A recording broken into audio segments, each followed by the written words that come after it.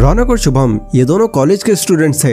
ये ग्रेजुएशन कर रहे थे और अपने फाइनल ईयर तक आ गए थे। जिस टाइम वो कॉलेज में थे उस टाइम MBA चाय वाले लोगों के बीच में बहुत फेमस हो रहा था और लोग उनसे इंस्पायर होकर तरह तरह की शॉप्स खोल रहे थे।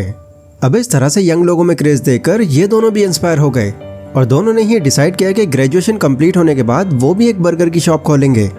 अब जैसे ही उनकी ग्रेजुएशन कंप्लीट हुई तो उन्होंने भी अपनी एक बर्गर की शॉप खोल ली। दोनों की दुकान लगभग एक जैसी ही थी, लेकिन इन दोनों के काम करने का जो तरीका था वो बहुत ही ज़्यादा अलग था।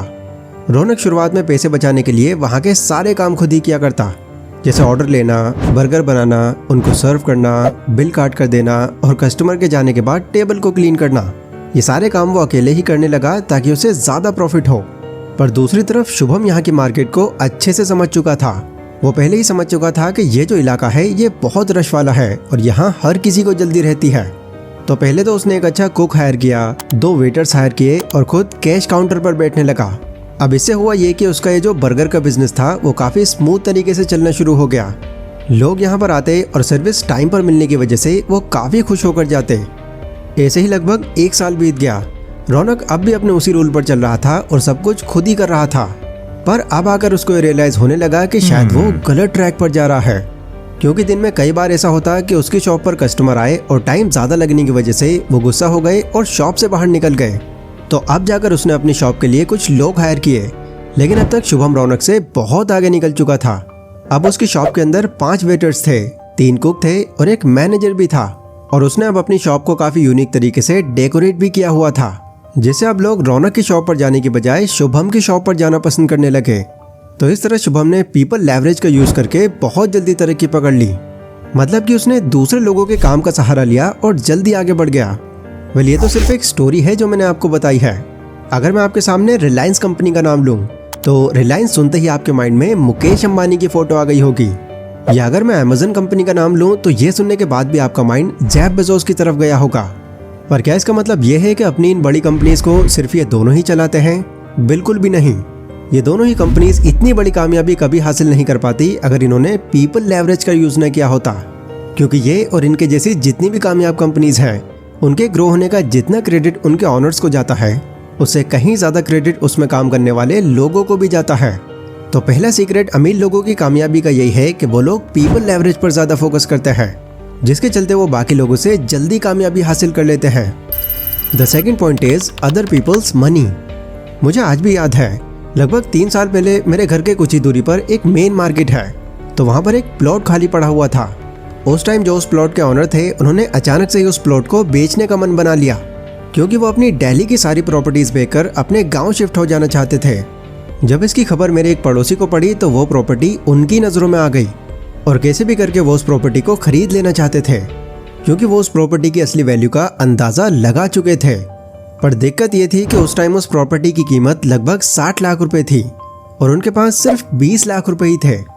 तो उन्होंने फिर क्या किया, उन्होंने अपनी जानकारी के 4 लोगों से कांटेक्ट किया और उस प्रॉपर्टी के बारे में बताया और उन चारों लोगों को जैसे तैसे करके उन्होंने मनाया और 10-10 लाख रुपए का कर्ज उठा लिया।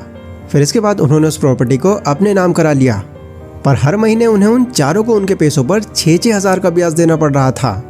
लेकिन अभी कुछ ही टाइम पहले सुनने में आया है कि वो प्रॉपर्टी उन्होंने एक डीलर को बेच दी और डीलर ने उनको उस प्रॉपर्टी के 1 करोड़ 40 लाख रुपए दिए हैं।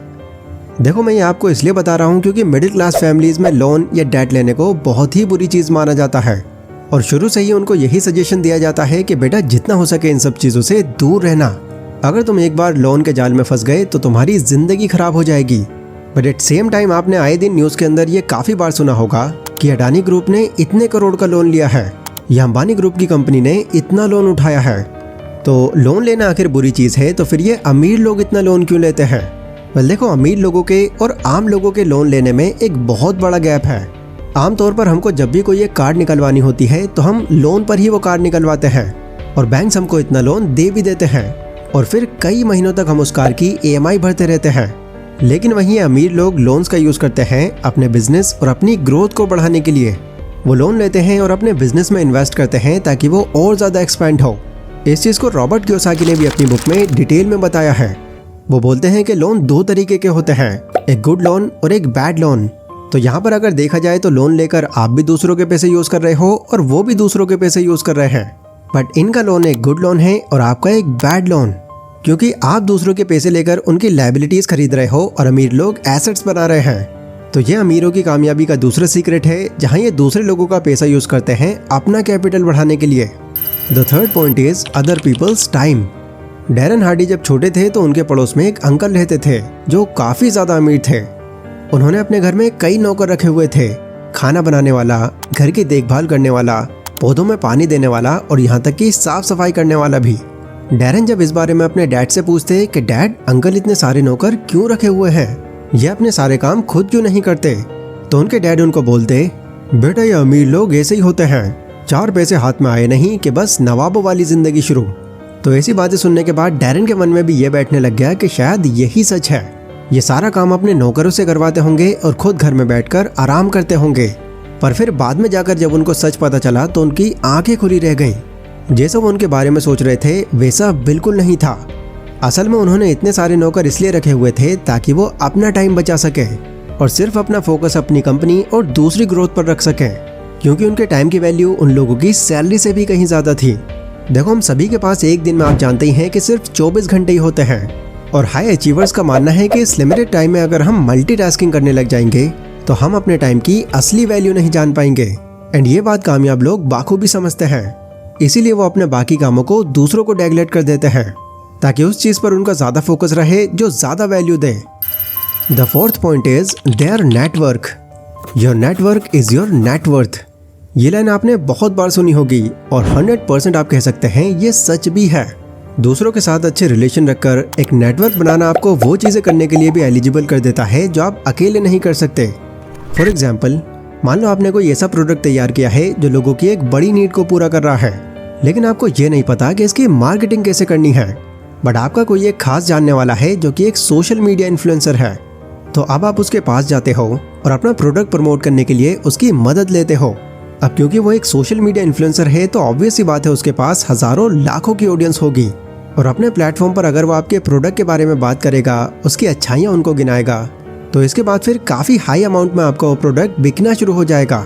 इसीलिए एक स्ट्रॉन्ग नेटवर्क बनाकर कई कामयाब लोग वो चीज़ें भी कर पाते हैं जो उनके खुद के लिए भी इम्पॉसिबल होता है। लेकिन देखो, इसका मतलब ये नहीं है कि अगर आपका किसी दूसरे के साथ में एक अच्छा रिलेशन है तो उसकी मदद आप सिर्फ अपने फायदे के लिए लो। नहीं, आपको दोनों पार्टीज के बीच में एक विन विन सिचुएशन क्रिएट करनी होती है जिससे आपका भी काम हो जाए और उसको भी उसका प्रॉफिट मिल जाए। Number 5 is their knowledge. काफ़ी लोग मुझसे कमेंट में पूछते हैं कि भाई आपकी वीडियो एनिमेशन कमाल की होती है, कैसे कर लेते हो आप ये एनिमेशन। वेल, मैं आपको बता दूं कि यह एनिमेशन मैं खुद करता ही नहीं। इनफैक्ट जिस सॉफ्टवेयर से ये एनिमेशन होती है उसके टेम्पलेट्स तक मैं सेट नहीं कर पाता। एनिमेशन का सारा काम मेरी एक टीम करती है जो एक हाईली प्रोफेशनल टीम है, क्योंकि इनके पास इस एनिमेशन सॉफ्टवेयर का सालों का एक्सपीरियंस है। पर क्योंकि मेरे पास कैपिटल है तो इसका यूज करके मैं उनकी नॉलेज और एक्सपीरियंस से अपना इधर से प्रॉफिट निकालता हूँ।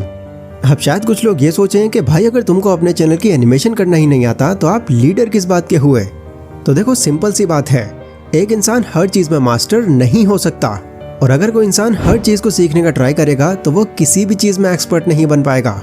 मेरी एक्सपर्टीज स्क्रिप्ट राइटिंग में है और मैं बस वही करता हूँ। आप दूसरों की नॉलेज और स्किल्स यूज करने से अपना बहुत टाइम बचा सकते हो और इस तरह अपनी नॉलेज और एक्सपीरियंस देने वालों में consultant, skilled employees, mentors, coaches ये सब आते हैं। तो महीनों सालों तक किसी चीज़ की अलग से नॉलेज लेने की जगह, उसको एक्सपीरियंस करने की जगह, अगर आपको वो एक्सपीरियंस और नॉलेज का कुछ घंटों में ही फ़ायदा मिल जा रहा है तो आप क्यों ना इसे चूज़ करो। छठा पॉइंट है अदर पीपल्स टूल्स। टेक्नोलॉजी आज जिस तरह से डे बाय डे ग्रो कर रही है, इससे अच्छा लेवरेज हमारे लिए कुछ हो ही नहीं सकता। मेरे चैनल की ये जो टीम है ये सिर्फ 5 से 6 लोगों की है, बट फिर भी हम 5 ही लोग मिलकर ही अपनी इस नॉलेज को एनिमेशन फॉर्म में हजारों लाखों लोगों तक पहुंचा पाते हैं। वो कैसे? क्योंकि हमारे पास यूट्यूब और इंटरनेट का लेवरेज है। पहले जहां किसी को कोई चीज़ सेल करने तक में बहुत दिक्कत होती थी, वहीं आज फेसबुक, इंस्टाग्राम और यूट्यूब जैसे सोशल प्लेटफॉर्म्स बना दिए गए हैं जिनकी मदद से आप उसे प्रमोट करके मिलियंस ऑफ लोगों तक पहुंच सकते हो। इतना ही नहीं, कोई बिजनेस आपको करना है, स्टार्टअप करना है, स्टडी वगैरह करनी है, तो इनके लिए दूसरों के थ्रू बनाए हजारों प्लेटफॉर्म्स आपको मिल जाएंगे जिनकी मदद से आप अपने इस काम को बहुत आसान बना सकते हो। आई होप इस वीडियो के थ्रू जो नॉलेज मैंने आपको दी है वो आपके बहुत काम आएगी। मुझे कमेंट करके ज़रूर बताना कि ये जितने भी पॉइंट्स मैंने आपको बताए हैं इनमें से कौन कौन से ऐसे पॉइंट हैं जिनका आप भी यूज़ कर रहे हो। बाय द वे, अगर आप एक मिडिल क्लास फैमिली से हो और आप चाहकर भी अपना पैसा सेव नहीं कर पाते, तो इसके लिए इस वीडियो में मैंने आपको 5 प्रैक्टिकल हैक्स बताए हैं, इसको ज़रूर चेकआउट करना। तो मिलते हैं अपनी उसी वीडियो में, तब तक के लिए stay safe, stay healthy, take care.